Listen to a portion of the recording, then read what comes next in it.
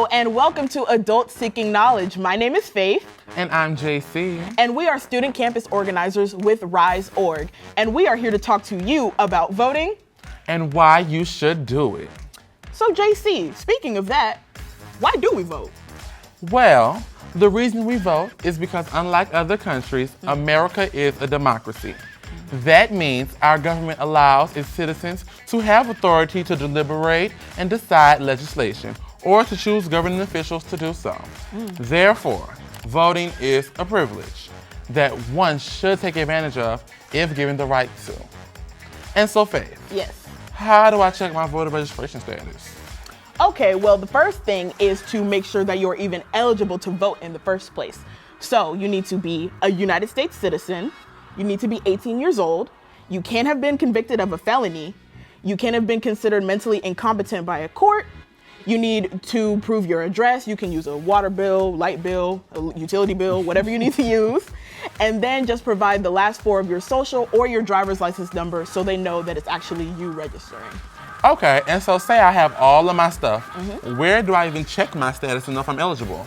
Okay, well, that's a good question. There's a little thing called My Voter Page on the Secretary of State website.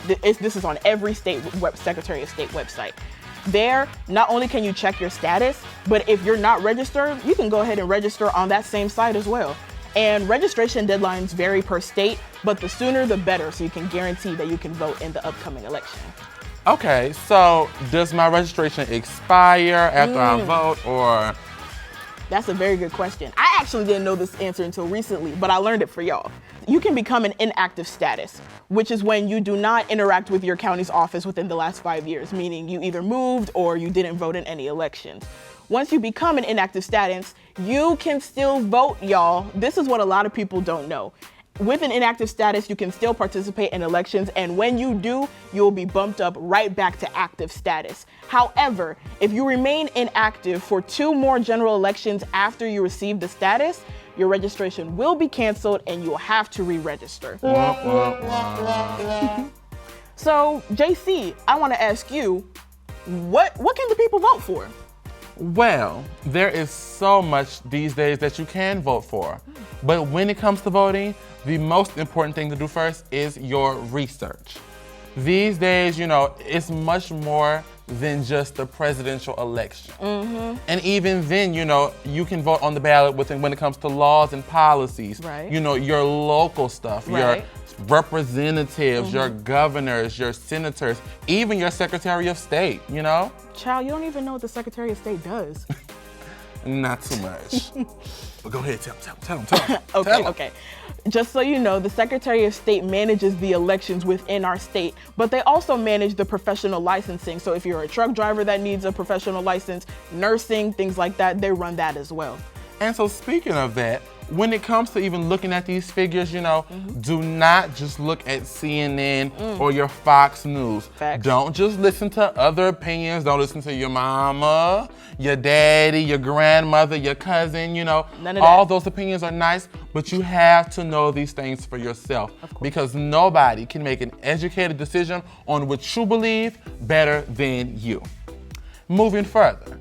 When it comes to voting during midterm elections, that's just as important as any other election because that directly impacts you and your neighborhood, just in your community, And so that's so important because a lot of times the micro gets washed out by the macro, and the micro is what impacts you directly.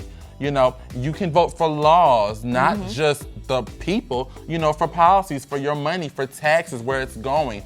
All those kind of things that affect you, that you complain about, you can vote about, Right, because I know y'all want your tax money to be put to good use now.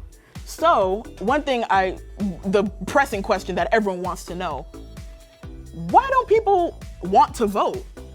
Well, from what I know, a lot of people feel like certain things just don't affect them, A lot of people work, have jobs, have families, and the day-to-day shuffle, it's easy to kind of forget about voting and those bigger things. But you have to remember that even though it doesn't feel like it's impacting you now, trust me, it will later. When you don't vote on those taxes, then you have to pay for them. When you have people in office that you don't like, All those things impact you later. So it's much more important that you be proactive and not reactive when it comes to voting. It impacts you, and you have to let your voice be heard as a citizen here in the U.S. You know, that's the only way that you can see change and advocate for change and be the change that you want to see in your community, your state, and your nation. Period. Because let's pose a hypothetical. Suppose you don't want to vote. Okay, you think, oh, my one little vote doesn't matter. But now imagine 10,000 people having that same mindset.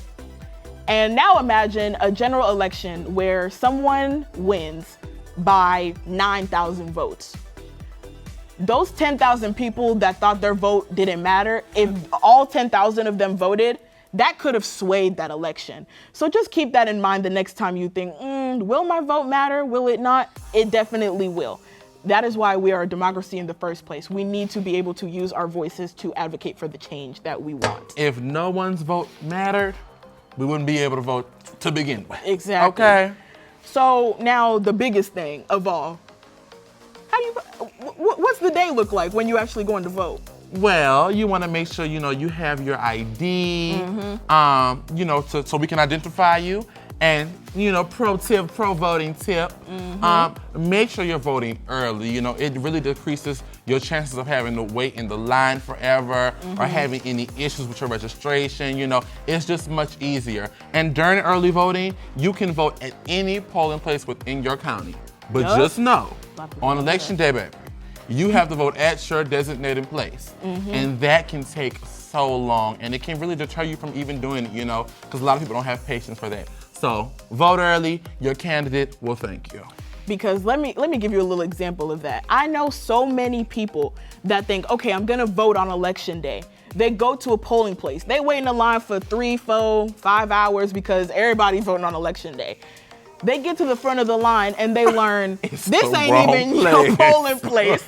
By the time you finally get to the front of the line, your polling place might be closed for the day, meaning you just lost your chance to vote. This is why it is so important. So make sure you do your little registration. Either you can do it on paper or you can do it online. And then on the day of, you can walk in, bring your ID, show it to the poll worker, and then you'll receive your ballot. This is a paper ballot, but most of it is electronic these days.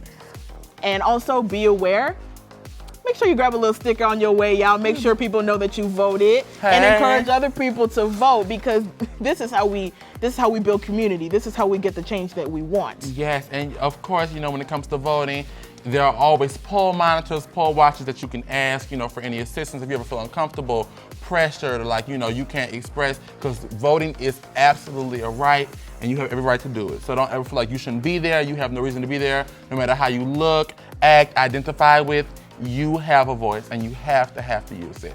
So again, I want to say my name is Faith Jean. And I am Jaci Casby. And thank you so much for watching. And go vote.